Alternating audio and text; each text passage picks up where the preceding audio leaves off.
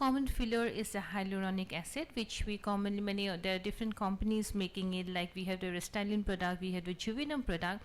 What they do, this all the hyaluronic acid, besides filling up the holes, folds and hollows, this stimulates the fibroblast. And we all know that the fibroblasts are the main source of collagen. So anything which stimulates the formation of the fibroblasts, like Shilpa was talking about microabrasion, anything you stimulates the skin, that will definitely cause the release of the fibroblasts, and we have the collagen formation.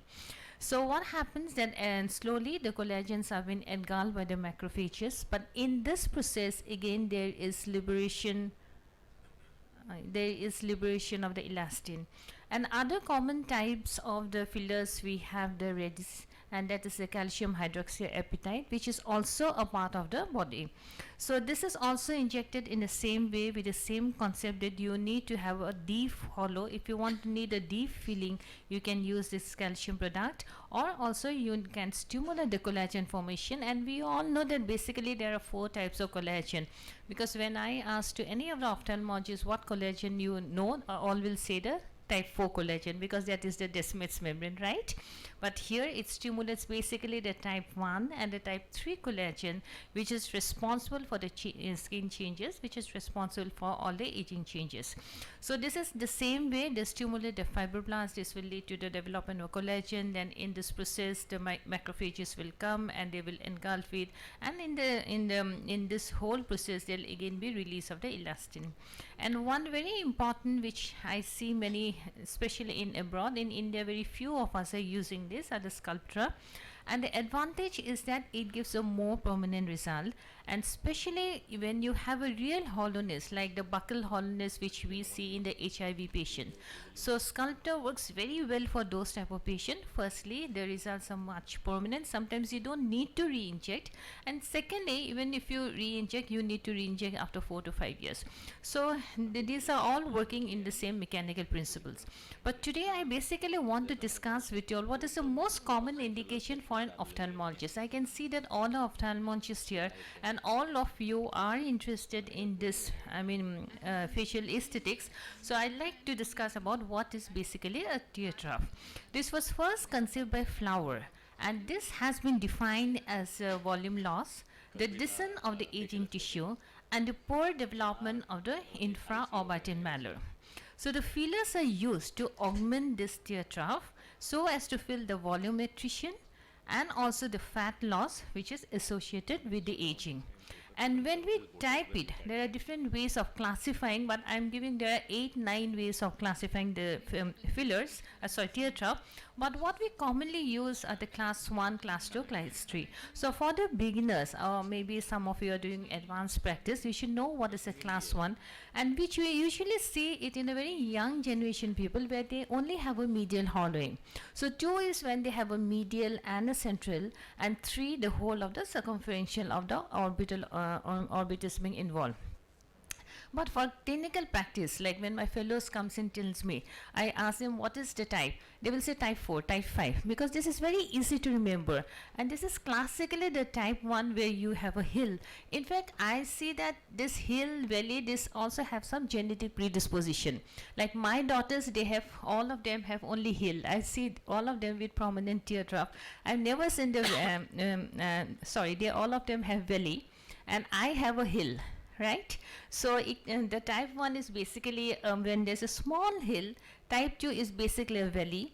Type 3 is a combination of, when you have a hill you should have a valley, right? And the type 4, when you have both hill valley, and the type 5 is a mixed type. So this tear trough, there are some designated points where we should inject. Shilpa has very nicely mentioned about the anatomy, but when it is being given in red, because this is how because me, Debraj, all of us are consultants in Allergan Medical Institute. So they have defined a very nice structured course of how to inject the fillers, and all the reds that you'll see, that these are the danger areas.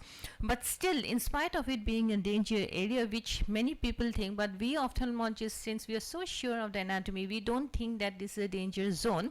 It is always given in red. The first point is at the mid-pupillary line, which is known as TT1, TT for tear trough. The second is lateral to it, and the third is medial to it. So this is how we inject. It can be done by both with the needle and with the cannula.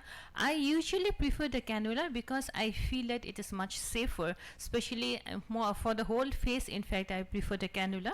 And then you can inject two ways. You can go deep down to the bone, where I have already shown you the points TT1, TT2, TT3. And if you feel that you need some superficial augmentation, then it is very nicely, it can be done with the cannula. And sometimes, like this is another lady where with a cannula with a single opening, because many a times when we use only the needle, what happened, there can be a bruise. But if you use a cannula, it's far away, you are in the non-vascular zone, make a small prick, use the 25 gauge cannula, and this is so safe because the tip is blunt. It has a small hole at the side, so the chances of the vascular complication, it is much less with cannula than with a needle. And even if you use a needle or a cannula, always when you inject, you should remember the two principles. One is that you aspirate and wait for 12 seconds. And many of these fillers today, they have a positive aspiration, because when I started with Restylane never had a positive aspiration at that time. But Juvederm product has a positive aspiration, so you need to wait for 12 seconds, then you wait for it, and if you see no blood in it, then very well you can go ahead with the injection. And secondly, it should be in small dose and very slow injection. So these are some of the patient, because many times they say that when we animate, what happens, then the hollowness and the tear trough looks more prominent. So we need to inject so that even when they smile, they animate, all these changes does not occur. The changes comes immediately, and this really gives a wonderful changes, as you can see here. And especially in Indian scenario, the one of the most major complaint is that they have the pigmentation. And this because of the shadowing effect, and you can overcome with the filler the shadowing effect, the pigmentation is also much decreased.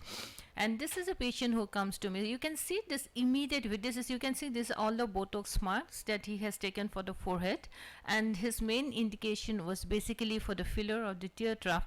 And this is just after the injection. You can see how beautiful the heels has been disappeared. So one of being the ophthalmologist, one of the most common indication for me is a post blepharoplasty filler. So what happened when I initially started doing blepharoplasty almost 10 years back, at that concept is that for blepharoplasty, it is a subtraction type of surgery. You need to excise all the fat pad. But today what we have learned, because of age, we have a loss of volume. We need to augment the volume. So we should not cut off the fat. We need to relocate the fat. The fat which gets prolapsed, it should not be excised. You need to relocate, and you try to cover the hollowness, bring the fat from the orbit to the soft. So those patients which I have already operated around 5 to 10 years back, so they come to me now with a complaint, like she is a doctor, as you can see here.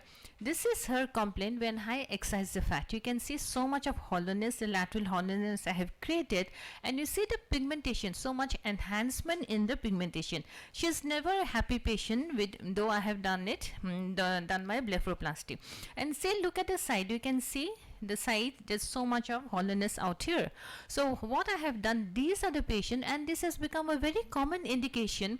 Now I fill all this hollowness with this filler, and this is the best way of overcoming, and this leads to a very good effacement of the lid cheek junction, because as we age, we have a nice hollowing band formed between the orbital region, that is a lid, and also the cheek.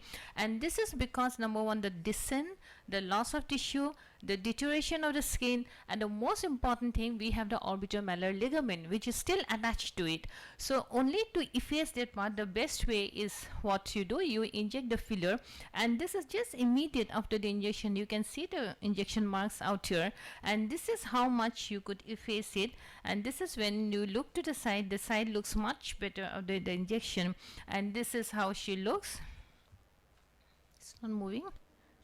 Okay, I'll just skip this, and this is how she looks like. She looks like a daughter to her own self, right? This is after the blepharoplasty, and this is with the and this is not a very good picture because she had taken with her mobile, most probably a selfie, I think. And this is because she stays in abroad, and I couldn't meet her for the last few years, and this is what she had sent me. So another common indication for us is the mid-face lift. Mid-face lift is a very wonderful way of lifting, and this is a very nice video that I like to share with you. There are two ways. One is by the needle injection. There are basically 3 points that we see in terms of the MD course, that is the CK1, CK2, CK3.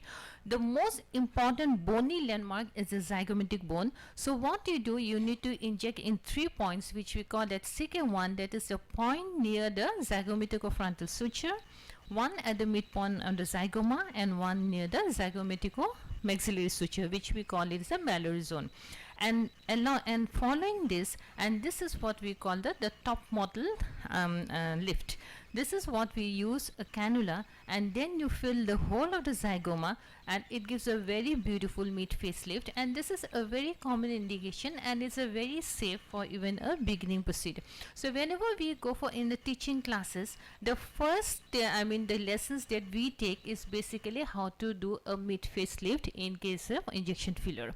And this is what you see. The changes are very subtle. There's just before and after. You can see this, the beautiful lift out here, and this is how she looks. I'll just finish within 2 minutes. And another common indication is what for the nasolabial fold. There's different points to it. And this is also very common at the lip. Nowadays, the lip has become a very important indication, and there are different ways, different points, but one should be very careful the lip anatomy, because if you do any complication, you'll have a very bad bruise, number one, and secondly, there are reports of vascular complication following the injection of the lip. But it really gives a very beautiful volume, and also nowadays much better product has come. There are different products for different indications, and the third most common, which many people want us, is the jawline. This jawline is one of the safest zone, because all the points that you inject here, these are all within the non very dangerous zone. You don't have a major blood vessel. This is very important. I like to share with her. She keeps coming to me, and see what a beautiful jaw she has got now. Very thin, and this also along with some amount of correction of the masseter hypertrophy. So this is a combination of both Botox and the filler. So thank you very much for your patient hearing.